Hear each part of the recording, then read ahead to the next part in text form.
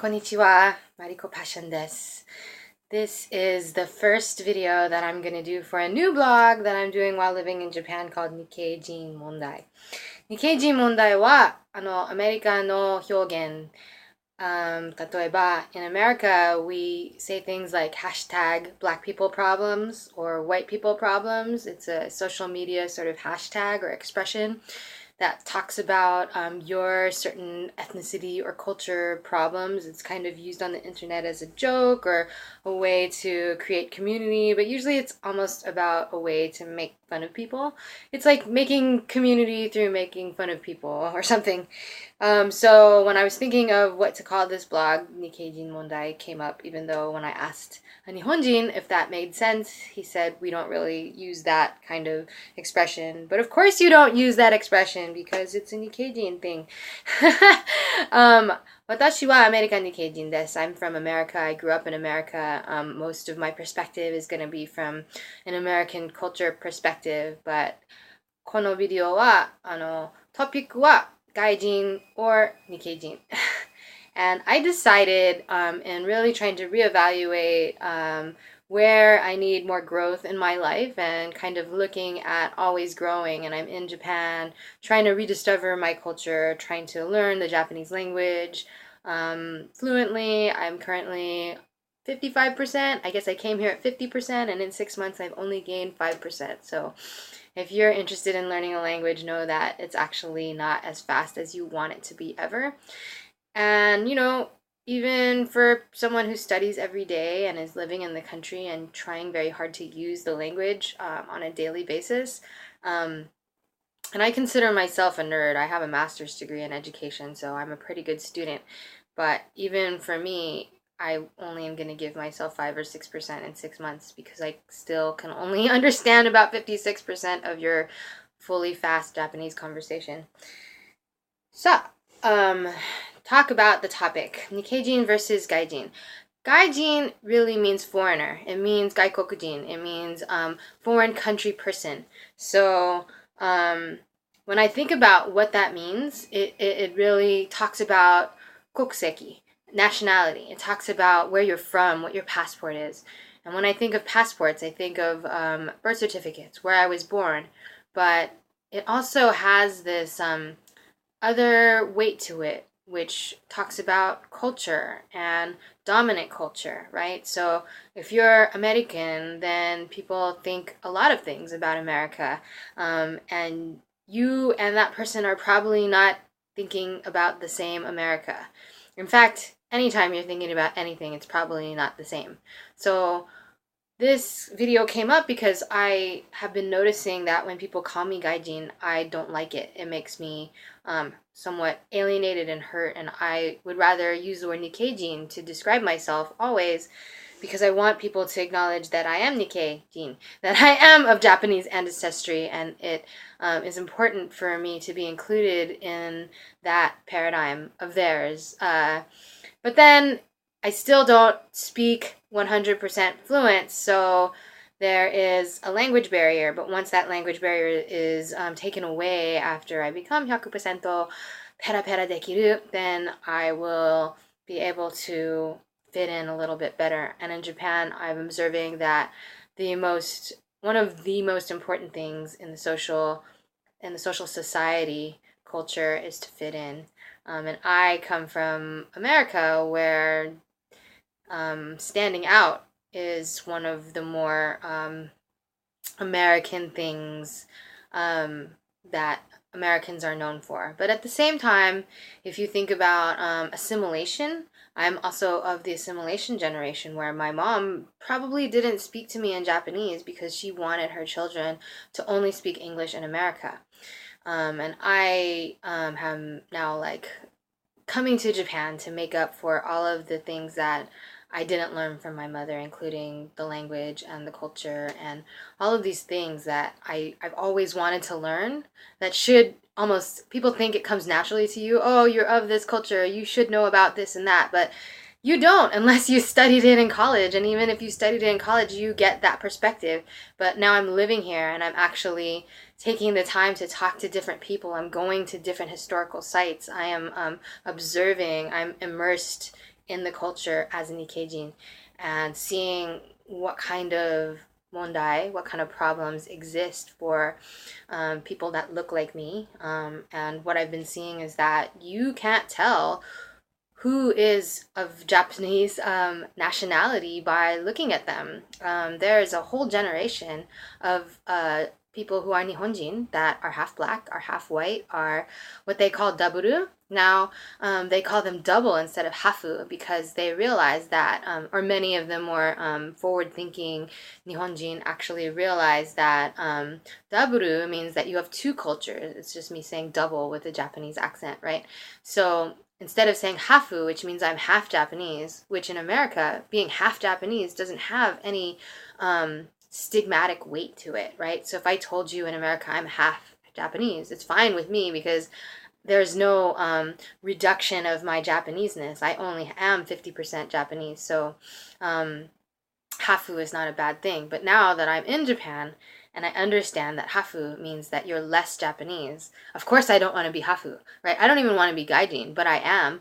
My passport is US. I'm going to get a Nikkeijin visa, which because I have Japanese ancestry, I have been given this great privilege to stay and work in this country for up to 3 years.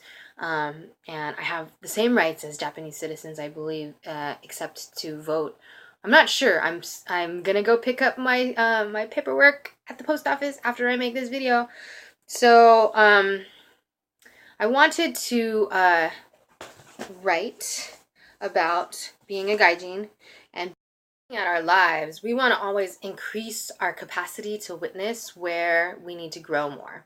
So I was studying Jason McLean, who is an unofficial mentor of mine. He doesn't know it, but I've learned a lot from his videos about how to run a coaching business, and I am a tantric life coach. So metacognition is this ability for you to observe your own thinking without judgment. And so I'm looking at my thinking and connecting to why it upsets me when someone calls me gaijin. And Jason McLean says, anytime you are upset, it points to an unresolved event from your past that needs to be cleared out. And those of us, or not those of us, but anybody who is enlightened will get to a point in their life where they no longer feel triggered. So someday we'll all be enlightened. And so this idea of you are not a real Nihonjin. I know that I wasn't born here, and in a lot of ways, I'm glad.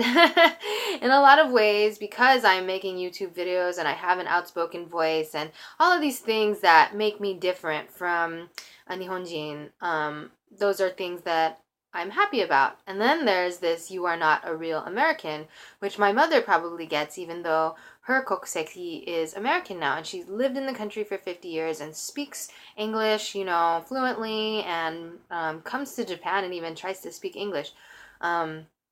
So you are not a real American. I wonder if America is one of the few countries where it's like no matter how long you've lived there, you won't fit in unless you are. The dominant culture there, the power culture there, is the white American culture. But since that didn't exist, slavery didn't exist in Japan, the dominant culture here is what they call the homogeneous Japanese culture. But in living here and looking around at the faces of Japanese people, I would say that there's many different types of facial features, and for them as a Japanese people to think that that there's some kind of pure Japanese is really like, wow. You can just look at the train and see the different types of faces. Some Japanese look a little Latino, some Japanese look more Chinese, and some, you know, have a different look. They're not homogenous looking culture. And certainly not anymore because there's, like I said, a whole 1.5 generation of mixed race people, especially since not only the opening of the country in the Edo period, after the Edo period, but after the war. There's a lot of military bases not a lot, but there's a significant amount of military bases in Japan that were established after World War II. And so there's military families, and there's a whole group of gaijin who are here who actually live a totally sheltered gaijin life. They use dollars on base and they don't intermingle. They have their own schools on base and they don't intermingle in Japanese schools. So a part of us as human always wants to make distinctions because there's something about us that, I guess it's a survival mechanism. And this is from someone called Yuval Noah Hariri. And he says that we all have a predisposition to be racist because our evolutionary biology saw that as a survival mechanism. And you can see this happening in Trump's America right now, where if Trump is able to make people chant, build a wall, it's because they feel that their survival is being threatened, that their economic survival, their money, their ability to make money for their family is being threatened. So therefore, building a physical wall is going to be the solution.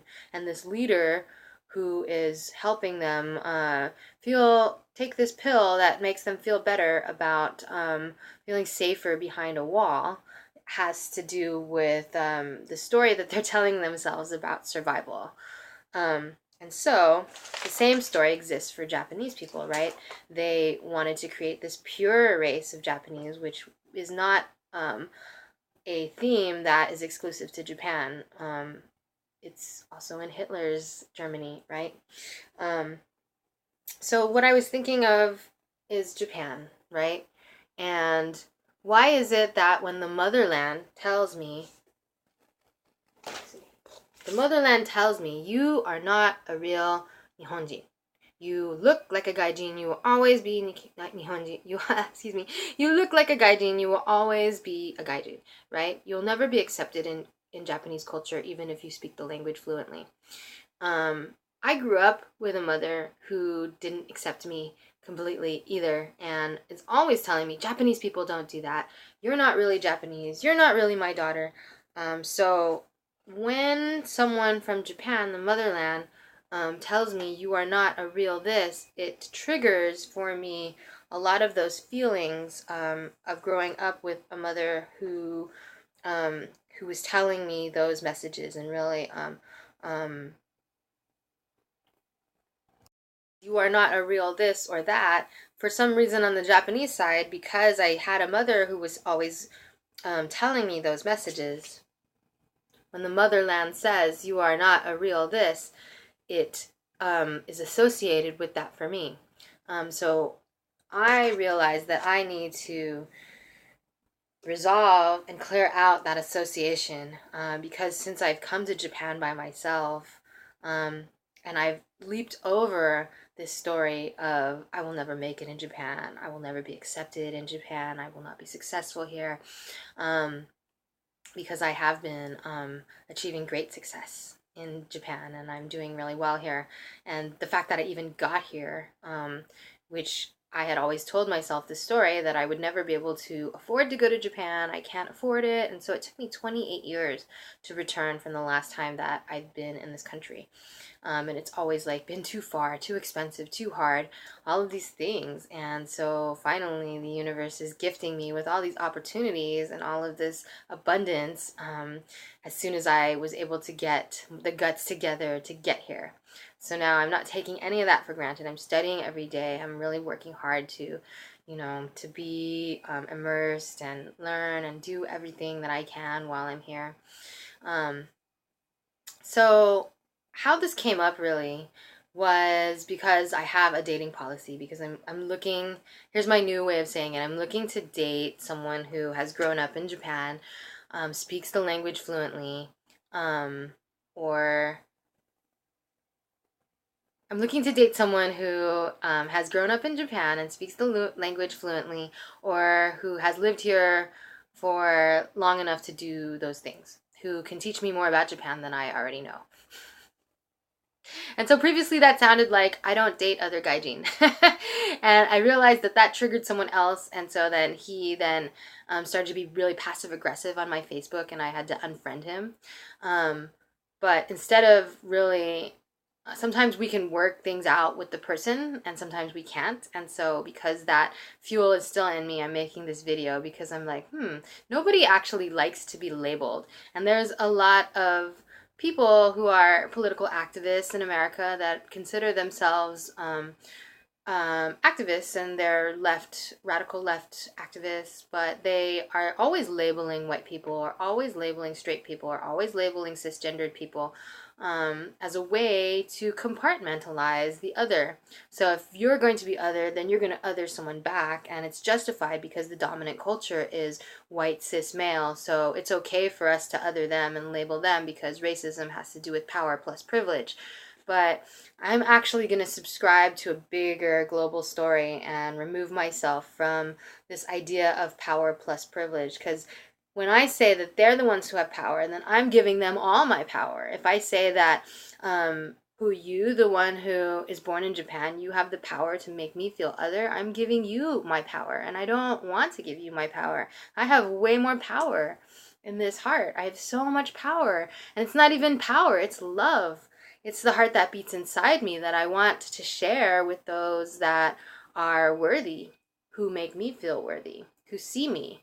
And so I want to expand that to not nationality, right? Foreign country person.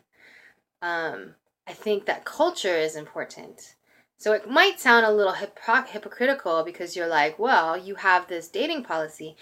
Well, I have a dating policy because I want to raise a bilingual child in Japan, because I wasn't raised with two languages, and I want to raise a child that has a world citizen approach, which is not negating the fact that racism and sexism and terrible violence exists, but to be critical of all of the different so-called solutions, which are really not solutions and have really not gotten these communities to make any progress. I have been searching throughout my life after the last 10 years to see things in a different way.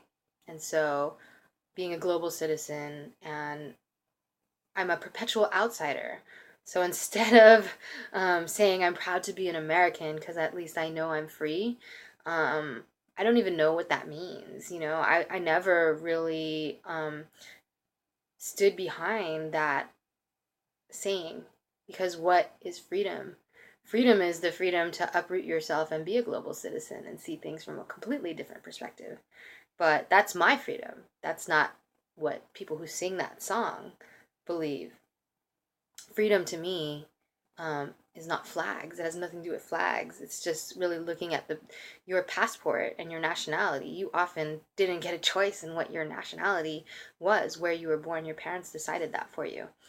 And so taking what is given and also not accepting what is given and expanding beyond that, and always looking to learn, how can I grow? How can I be better?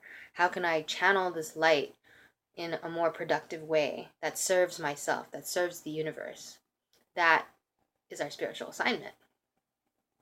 So I will always use the word Nikkeijin to describe myself. I am Nikkeijin. It doesn't matter if you don't think that I look like you or not. I don't know if that gets us any further in connection or not. If you ask, while I've been living in Japan, different people say, oh, Nihonjin poi, and other people say, you will always be Gaijin, right? You look like an outsider. Nihonjin poi means I look like a Japanese, right? And I love it. It makes my heart feel good, right? Because I want to look like a Japanese, because my mom didn't accept me entirely as her daughter.